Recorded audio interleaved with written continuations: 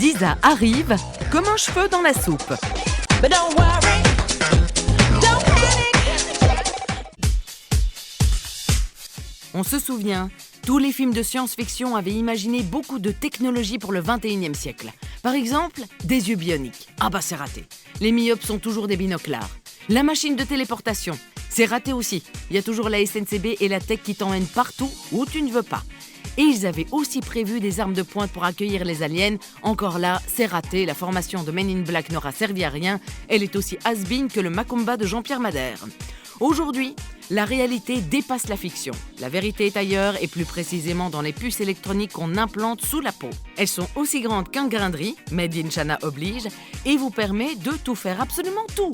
Par exemple, plus besoin de clé pour ouvrir les portes. Vous placez l'endroit de votre corps où il y a une puce et vous n'avez plus qu'à dire « Sésame, ouvre-toi » et hop, ça s'ouvre. Bon, la phrase, c'est un peu pour le folklore. En restant muet, ça marche aussi. Alors c'est bien. Mais quand je partais en vacances avant, je filais simplement les clés de mon appart à un pote. Là, je fais comment ? On va quand même pas se saigner pour 15 jours de détente, hein ? Je pense aussi que le métier de concierge va être particulièrement drôle. « Ah, monsieur Gérard, j'ai oublié ma puce, vous pourrez pas m'ouvrir ma porte ?» Ah attendez, je vais faire une petite danse pour voir quelle puce fonctionne devant votre porte. C'est pas le dos, ça c'est sûr. C'est pas le nombril non plus. Ah non, je me souviens, la vôtre c'est au coude. Ah c'est ballot que je me sois cassé le bras hier, hein, avec le plâtre. La puce ne fonctionnera pas, je suis désolée. Ah bah oui, c'est pas de peau, c'est ballot. Alors pareil, pour payer, apparemment on n'aurait plus besoin de portefeuille. On met la puce dans notre main, on la scanne et c'est réglé. Mais du coup, je me pose des questions. Est-ce qu'on peut dire d'un milliardaire qu'il a de l'or dans les mains même s'il ne sait rien faire de ses 10 doigts ? Est-ce que si on s'appelle pas Édouard et qu'on n'a plus une thune, on a quand même des mains d'argent ? Et si mon gosse me demande de la thune pour s'acheter des chics, est-ce que j'aurais pas honte de lui dire que ça va me coûter un bras ? Bah oui, forcément, ça change toute notre manière de fonctionner, de penser. Il y a aussi la puce GPS contrôlable à distance. T'imagines, ta femme te trace. Pire, elle a encodé le chemin de la maison pour que tu ne fasses aucun détour après le boulot. Si t'as envie d'aller boire un verre avec tes potes, y a une puce dans ton oreille qui te répétera sans fin « Faites demi-tour dès que possible.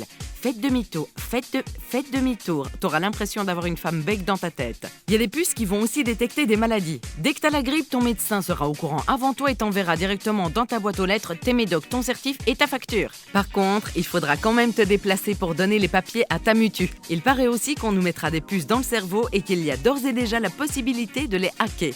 L'avantage, c'est que si tu dis une connerie, tu pourras toujours dire « Mais c'est normal, il y a un bug, je me suis fait pirater mon cerveau hier soir. » C'est vrai que ça fait peur.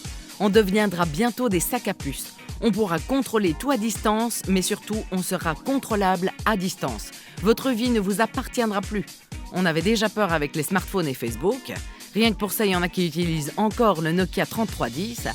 Ah, va y avoir un changement, c'est sûr. Va falloir s'adapter. Ou pas. Ça dépendra si on nous laisse le choix. La chronique d'Isa repart. Comment je fais dans la soupe ? But don't worry.